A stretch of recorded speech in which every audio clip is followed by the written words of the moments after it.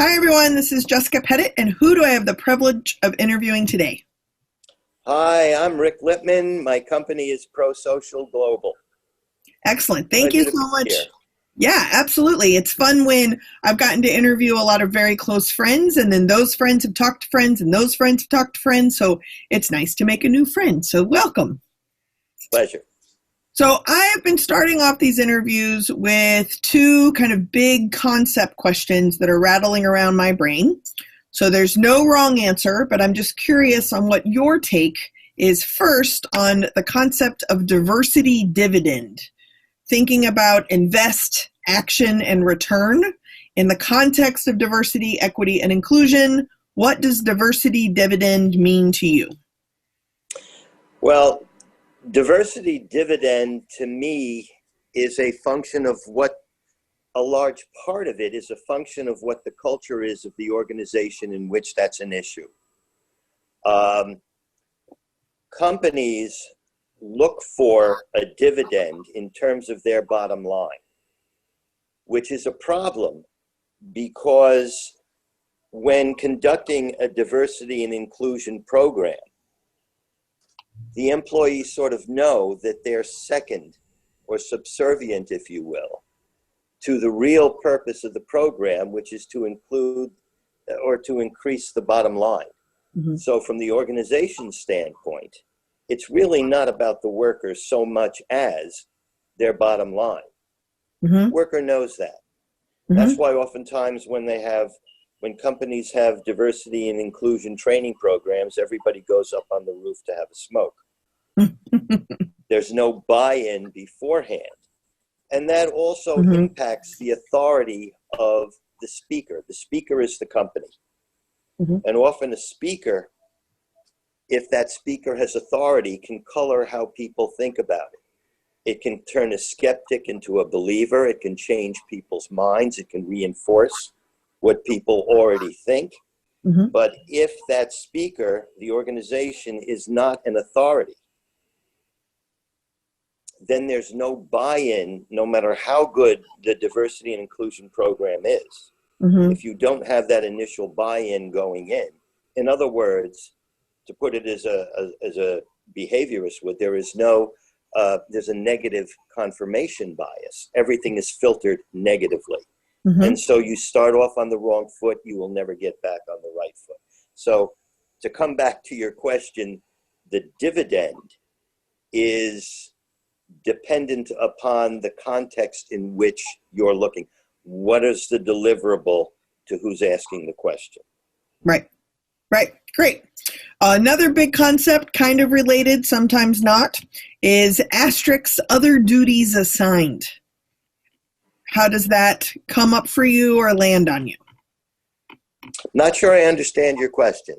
Sure. So can you expand it a Sure. So typically the concept of other duties assigned usually is either the last line of a job description, or sometimes it's a way we describe what isn't necessarily financially rewarded in our job description, yet is still our responsibility. And moreover, other people have also talked about, like, when you're the only in an office, the other duties that are kind of unofficially assigned to you, or the ones that you actually sign up for to attempt to build a community, or kind of accidentally are the chair of an affinity group, whether you're being rewarded or recognized for that labor or not. Asterisk, mm-hmm. Other duties assigned. All right, so so your question has to do with a worker in the position that you just described. What does that worker consider his or her responsibilities to be within a D&I context?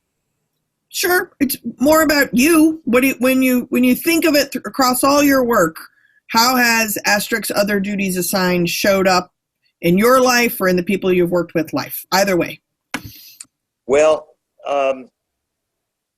let me talk about that in terms of what I'm seeing with people in my industry. Would that be a way to approach this? Great. I'm seeing, in terms of the industry, basically one of three different perspectives. The first being people just who have a passion for this work, however they come to the work. They have an extreme passion for it. Another category or silo, if you will, are people who approach it academically as a challenge.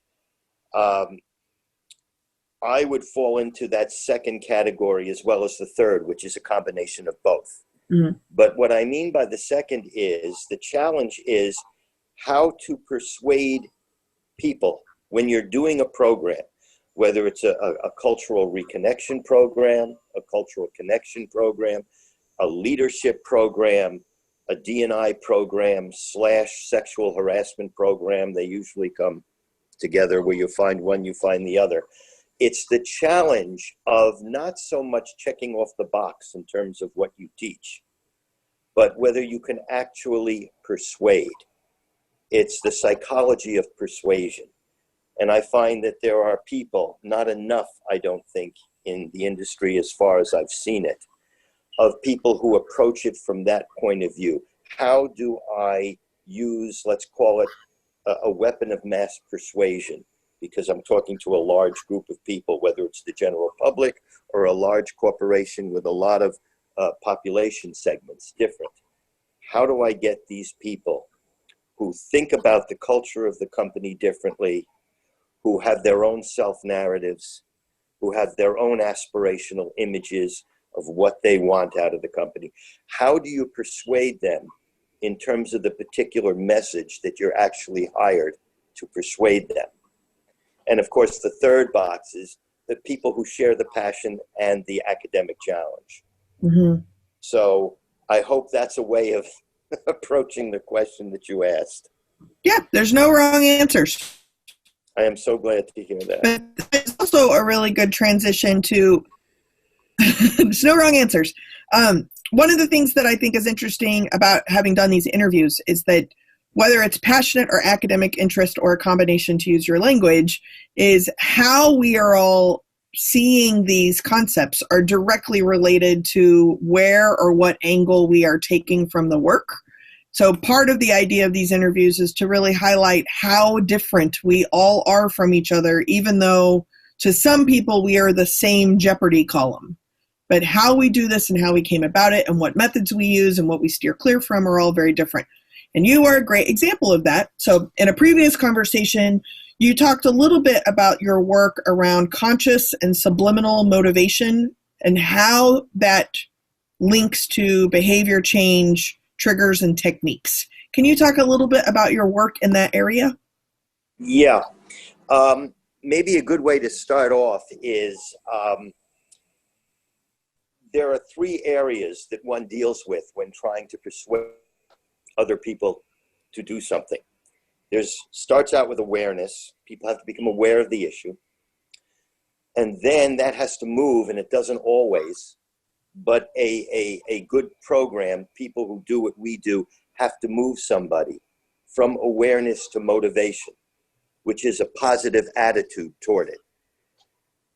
After that comes actual behavioral change.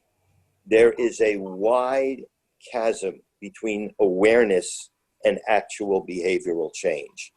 In other words, let's say I'm a smoker. I know I want to quit. I'm going to quit, but it took years to do it. I have the motivation, but that didn't transfer over to the behavioral change. That's our real challenge. Practitioners in this industry is moving people from motivation, which is simply a cognitive attitude, toward actual behavioral change. And the way to do that is, if you can, to get people to commit to the message, and that will cross the channel. And there's a number of ways to do it. There is empathy, which is not a great method. Every program should include empathy, but not rely exclusively on it. There's a wonderful book by Paul Bloom called Against Empathy, where he talks about the shortfalls of empathy. And especially today, among millennials with so much social media interaction, it sort of dumbs down the emotional aspects. So you have empathy, which is one way of getting the commitment. Another way is altruism. Good but it has its own problems as well. Another way of crossing that chasm between motivation and behavioral change, to get the commitment to cross that chasm, is sort of an exchange principle, sort of a psychic exchange. If I do something good in some way at some time, it will come back to me. Oftentimes, that's why we give dollars or whatever we give to people on the street, because in some way, it's going to come back to us, is in the back of our head. The way that I use, however, is self-image. Self-image described not as the realistic self-image, but an aspirational self-image. If I can get somebody to think about, who do I become when I behave in an appropriate way? What does that behavior tell me and others about myself? Mm-hmm. And if I can define for them what that image is through doing some qualitative research, which is what I do when I work with a client, and find out for a particular cohort within an organization what their representative aspirational self-image is, and find out how to hook in the message to that image. And I reflect that back to them in a training program or an awareness campaign or whatever it is. Then I can dimensionalize for them a motivation. Mm-hmm. I can dimensionalize for them a commitment. They will commit to who they want to be because I've dimensionalized it for them. And including the message in behaving in a socially inclusive way, a collaborative way. And that's part of the image that they have, that they really want to show other people. Mm-hmm. Getting them to commit to that, along with appeals to empathy and so forth, techniques that one uses to get people to empathize. Those in combination, I find, are the best techniques to move people from motivation. I really want to do it, but it's a back burner, Mm-hmm. to bringing it to a front burner. I know that's a lot, and I hope it's not too confusing, but No, great. That's how I do it. It's self-interest, really, not to be confused with selfishness, Mm-hmm. but it's self-interest. It is in my self-interest to show the best image I can to somebody else, to get their recognition and respect. Mm-hmm. And tying in a message, whether it's sexual predation, whether it's sexual harassment prevention, or whether it's substance abuse or any other pro-social issue. If I can weave that behavior into the aspirational self-image and show that image, Mm-hmm. and express that image as the speaker of a program, a leadership program, a cultural connection program. It's actually quite similar to when I talk about being responsible for who and how you are. The system level conversation is important and can become what I call busy work that is actually navel gazing, because look, we're still having this conversation over here, but we're not doing anything. So I usually encourage, if we're going to be responsible for who and how we are, we have to actually be responsible for who and how we actually are. And then you can keep the parts you like, edit the parts you don't, and then recognize there's incongruencies in the middle. I think it's great. I think it's wonderful. Awesome. My two favorite questions. Are you ready for those? I don't know. Let's see. Number one is, what have you changed your mind about lately? Wow, good question. What I've changed my mind about lately, there is a project that I'm currently working on. It's with the DEI Futures organization. It's an initiative. And we're putting out a report on becoming what we're referring to as future fluent, looking at the future in terms of D&I issues. Mm-hmm. What the demographic changes, economic changes, climactic changes, changes in technology, what do those things mean in terms of the future? But is artificial intelligence, is their bias sort of programmed into it? I didn't pay much attention to that until I got into this project. Nice. And I've changed my mind in terms of how important that really is going forward. So I've changed my mind about that. Yeah. Excellent. Next favorite question. What do you absolutely know?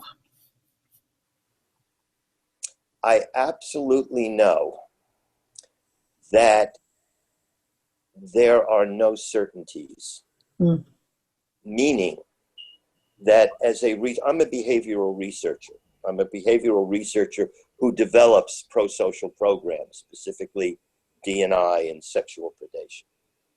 And when I am researching an issue, one of the biggest biases that I have to overcome is reaching a conclusion too quickly, being certain of a pattern that I see in responses and interpreting what that pattern means. And I always have to question it. Now, it comes to the point when you have a deadline, you got to write a report, you got to come up with something. But it always leaves me with that little bit of uncertainty, because it's like the novel that never gets written, the report that never ends, that always needs to be rewritten. So sometimes it also never gets written. Yes, very true. Sometimes it never gets written. Sometimes it never gets published. There's both of them. Very true. That's awesome. So that would be my answer. Excellent. So then the last part is the lightning round. So I have this product of icebreaker cards, and you've picked 17, 27, and 37. Seems like the number 7. And there's options of easy, intermediate, and deep. So I'm going to read the appropriate numbered question, and lightning round, very little thinking, my dear researching academic friend. You have to come up with your answer. So the first one is intermediate, number 17, and that is, when and where have you experienced the most peace? When I think that I have solved an issue and I am mildly comfortable with what I've come up with. Excellent. Also intermediate, number 27, share a life goal that you've set for yourself. To make a difference defined as being able to make at least one person's life a little easier for him or her. Great. And then last one, this is a deep one, so buckle up. Number 37, what is the most important lesson you've learned in your life so far, and how did you learn it? The most important lesson that I've learned is how easy it is to judge people and how easy it is to misjudge them. You can know somebody, it takes a long time to get to know somebody in a way that makes you comfortable with communicating with them. On the other hand, you can know somebody a lifetime and not know them. So somewhere in between there. Excellent. Well, I really appreciate you spending a few minutes with me today. If people wanted to get in touch with you, how would they do that? Well, I have a website, www.prosocialglobal.com, all one word, Prosocial Global. Or feel free to call me, 267-971-2881. Excellent. Thank you very much. And I really appreciate you taking the time to be on the show. Jess, it was a pleasure. Thank you. You're welcome.